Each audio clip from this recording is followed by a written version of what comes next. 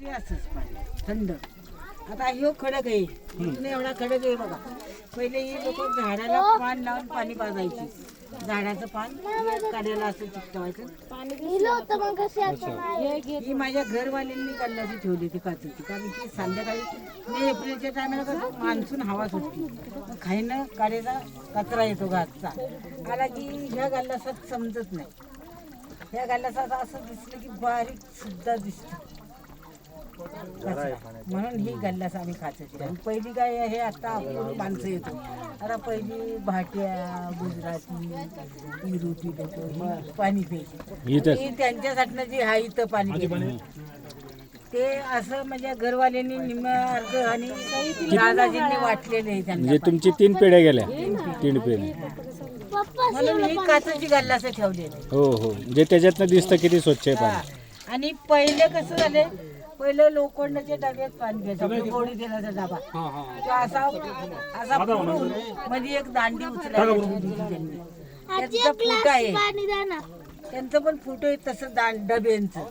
अजून एक द्या. तसं हे पब्लिक वाढत गेलं तसं मी म्हणलं तसं नाही. आता हे रोग बिग माणसालाही त्रास अशी होती. या पाण्याने काहीच त्रास होत नाही ना कोणाला. ही टाकी घेतली तर काय होते, हो चांगलं आहे लक्क दिसायला बरोबर ना, की स्वच्छ दिसतंय. गोडी देण्याच्या डब्यात 2 दिवस पाणी चांगलं तुम्हाला दिसेल, तिसऱ्या दिवशी तांबरायचं हो पाणी लाल भडक. रोज डबा आठवड्यात डबा लागायचा. नाही पिया तुम्ही काही बारक्याला जरी पाजलं तरी तुम्हाला काही त्रास होणार नाही. म्हणजे ब्रिटिश कालापासून तुमच्याकडे आहे. आता यंदाच बघा, गेल्या वर्षी करोना होता मग काही आली नाही. यंदा ही हे आता दिसते ना माती हा ही काढली नाही. हे असं पिलेन झालं, हे खाली पाणी आहे ते आहे. ह्याच्यावर नाचून माणसं ह्याच्यावर नाचून फोटो काढून खाली पाणी ते पाणीचे काढून टाका. म्हणजे तुम्ही सांभाळले ना पाणी तुमचं तुम्ही करा. आता हे किंवा का मागणी तरी ना हो हे असं घासून पाणी होतं असा. दादा इथं उभा असं मोर काढा होता, हे असं वाकून घ्यायचं पाणी. तर ते पावसाचं पडत पडत हे मागे गेले. ह्यांनी त्यांनी मला ही दिवाळ बांधून दिली. त्यांना आपण पगार देत नाही, तिला पगार देत नाही. मग दिवाळ का बिचारी पोट गोष्टी तिला मिळते, जीवन जगतंय, पण दिवाळ का बांधून दिला म्हणून तुमच्यापाशी कोणापाशी पैसा मागत नाही. तुमच्याकडे काय असं बुद्धी ती देते माणूस. बरोबर आनंदाने वर बसलाय मागत नाही त्याच्यावर. आता ह्याच तुमच्यावर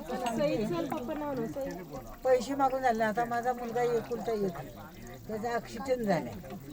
6 वर्ष त्याला मी घरी पोचते त्याच्यावरच सगळं त्याला. आता ते ॲक्सिडेंट होऊन त्याला चांगला केला, परत त्याला पॅरिलाइज झालाय.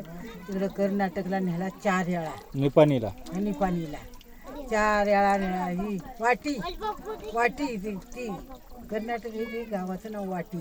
त्याला 4 वेळा नेला. 10,000 रुपये मला खर्च आला.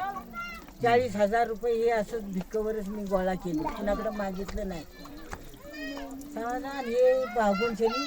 आता 4 महिन्याने असा धंदा करून पावसात मध्ये बसून पाऊसली आमच्या कोरोनामध्ये सगळ्यांना गावा लोकांना किट वाटलं.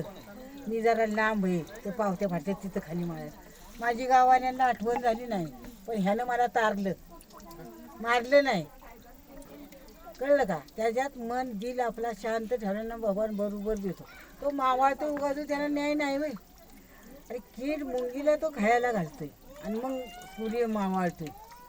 असं मी करते. आता 6 वर्षे पण ते महिन्यातनं ना 2-2.5 हजाराच्या गोळ्या लागतात आहे त्याला. त्या कर्नाटकचा तो वाटीचाच डॉक्टर तिथं वाईमध्ये येतो.